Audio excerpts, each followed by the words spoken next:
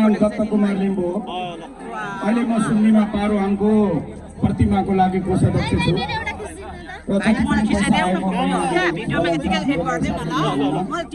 म सर्वप्रथम त के भन्न चाहन्छु हाम्रो प्रकाश भैरवज्यूलाई यो 1 लाख रुपियाँ सुन्नीमा पारुहाङको गर्नु भएकोमा धेरै धन्यवाद दिन चाहन्छु।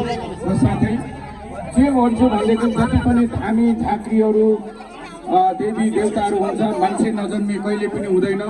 जब मान्छे जन्मेपछि देवी देवताहरू बस्छ, हो खाने नखाने सबै कुरा मनुष्यले छुट्याउने हो। र आज हामी आस्थालाई धेरै मान्ने भएको हुनाले यो सुन्नीमा पारुहाङ तथा शिवजी पार्वती तथा युवा सम्मङ थेबा सम्मङ भने पनि यी हाम्रा पितृ हुन्। या चाहिँ हाम्रो पशुपतिनाथ किन नहोस्, हाम्रो दन्तकाली किन नहोस्, या त दक्षिणकाली किन नहोस्, यी सबै हाम्रा पितृहरू हुन्। यी पितृहरूले तपाईँ हामीलाई आज यो श्रम संस्कृति पार्टीमा आबद्ध गराएको यो पैसा मैले सुन्नीमा प्रतिमा बनाउनको लागि उहाँले 1 लाख दिनुभएकोमा धेरै धेरै धन्यवाद र सेवा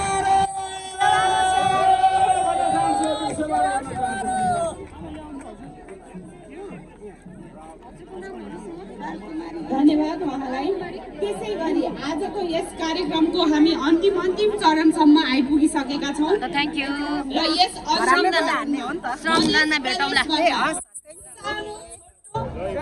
सान्दर्भिक मन्तव्य राखिदिनु हुनको लागि म कहाँ गएछ मेरो चेरी भदैलाई टिका लाउनु ल्याऊ है भनेको त।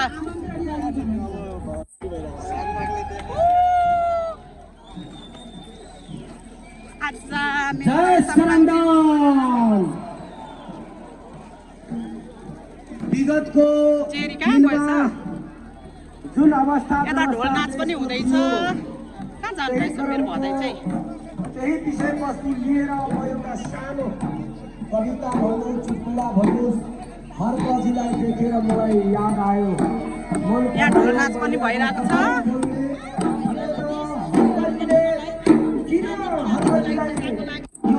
यहाँ हेर्नुहोस् ढोल नाच हाम्रो हुँदैछ। चेरी कहाँ हेर्नुहोस् हामी आएर पार्टी प्रवेश पनि गरिसकेका छौँ। यहाँ ढोल नाच पनि छ।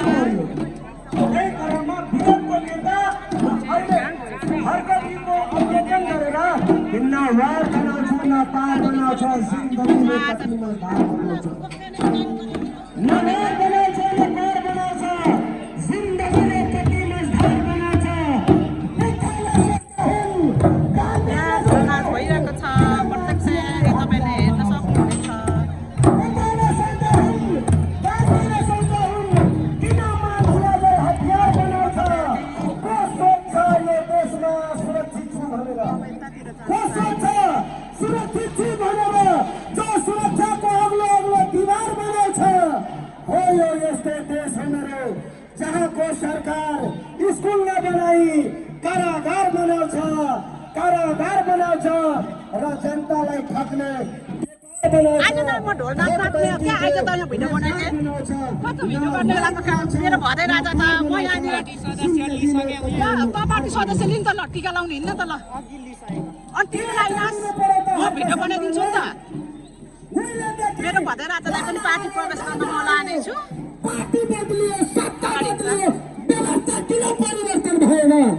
यहाँबाट जानुपर्छ। ठुलो जरुरत भयो 17,000 मारियो। अहिले हाम्रो दिदी बहिनी दाजुभाइ सेन्जी युवालाई हत्या गरे सरकारले। तर पनि सेन्जीको रगतमा बनेको सरकार अझै पनि विगतको राजनीतिक कर्मी र अहिलेको राजनीतिक कर्मी कसैको सम्पत्ति छानबिन गर्न सकेछौ? आउनु भएको छ होइन त? यस्तो अपराधीहरूलाई त टोली खेल्ने फाँसी लट्काउनु पर्छ।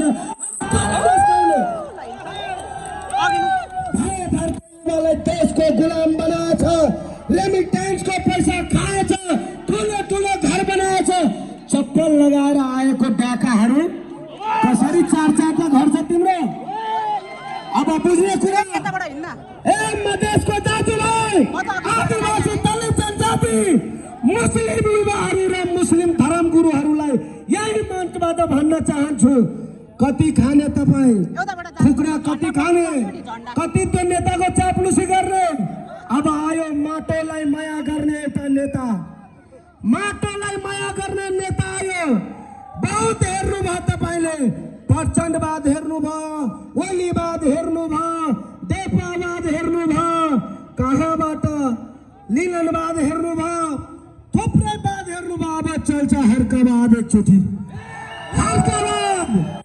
हाम्रो भोट केमा, हाम्रो भोट केमा। त्यही भएर मध्य प्रदेशमा खासै गरी सबैभन्दा जटिल अवस्था छ। आफ्नो मनको कुरा, मनको व्यथा कसलाई भन्नु, कसले सुनिदिने बेला छ। जति त्यहाँ देख्छु वरिपरि सब डाकै डाका छ। मधेसको नाममा प्रत्येक चुनावमा आउने, मधेसको अस्ति मधेसको आन्दोलनमा पनि त्यत्रो मान्छे शहीद भयो, तर मधेसको दशा एकचोटि आउने, एकचोटि भोट दिनुहोस् न। यसपालि त म मधेस छुट्याइदिन्छु। कस्तो कस्तो विज्ञानी आएछ, कुन देशबाट पढेको विज्ञानी हो। अर्को एकजना इन्जिनियर आएछ नेता। अरे के को इन्जिनियर छ, साइकलको कि मोटरसाइकलको? खाली ठग्ने, मधेसको नाममा भेट ठग्ने, अनि चिल्लो गाडीमा तो एसीमा बस्ने बित्तिकै मधेसका पहाडका तराईका सबलाई लुट्ने डकाहरू तिमीहरूको दिन खत्म भयो। अब आयो आपका बात। त्यो भएर खासै गरी मधेस प्रदेशमा हाम्रो रहनुभएको दाजुभाइ तथा दिदीबहिनी, मुस्लिम समुदाय, दलित समुदायलाई भन्न चाहन्छु, तपाईँ हिजो हेर्नुभयो मधेस प्रदेशमा जनकपुरको राजधानीमा 200, 500, 1000 रुपैयाँमा गाडी भाडा तिराएर अलिकति चुडा मुडी मासु भात दिएर जनकपुरमा कत्रो मान्छे भिड लगाउनु भयो। प्रचण्डजी कति पैसा बाँड्नु भयो त्यो म यहीबाट भन्न चाहन्छु। हाम्रै वरिपरिकै, हाम्रै नगरपालिकाको प्रत्येक गाउँबाट 6टा ट्र्याक्टर, 12टा ट्र्याक्टर, यस्तो आदिवासी दलित जनतासँग तपाईँ खेलबाड गर्ने, गरिब जनतासँग खेलबाड गर्ने। अझै पनि बानी सुध्रे छैन, होइन? अझै पनि बानी सुध्रे छैन। त्यत्रो जेन्जीको रगत बगाएर पनि तपाईँहरू सुध्रिनु भएन। ठिकै छ, अब विदेशमा गएर जुन रेमिटेन्सको पैसालाई तपाईँहरूले खाएर निक्लियो नि, अस्ति कति पैसा चल्यो, कति घर सोना चाँदी चल्यो, होइन? बोल्न त धेरै कुरा छ, अब पछिबाट प्रेसर पनि छ, तर अझै बोलाउला।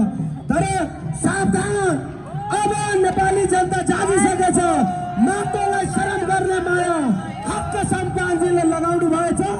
युवालाई अब अरूको देशमा गएर चाकरी गर्नु हुँदैन, आफ्नो देशको माया गर्नुपर्छ र आफ्नो देश बनाउनु पर्छ।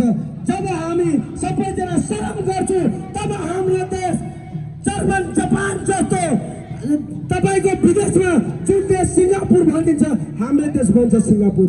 हामी गरौँ न 5 वर्षको लागि मेहनत गरौँ र जति पनि यो फटा दलाल नेताहरूलाई यही चुनावमा आफ्नो बहुमत 200, 400, 500 मा नबेच्नु। हर्क सम्पन्न, जय माटो, जय शरण सिंह दिदी, जय नेपाल, जय नेपाल।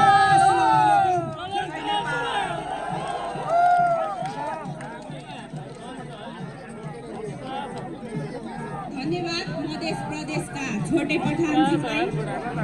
त्यसै गरी यस कार्यक्रमको संयोजक आजको सभापति दिपेन्द्रज्यू कृपया अगाडि आइदिनु होला। अब चाहिँ यहाँको जिल्ला अध्यक्ष ढोलनाचतिर लाग्दैछु, यस डेस्क अगाडि आइदिनु होला। यतिका समयसम्म मलाई साथ दिनुहुने र मलाई सुनेर बस्नुभएका आदरणीय सम्पूर्ण जनसमुदाय, यता तल चाहिँ ढोलनाच भइरहेछ।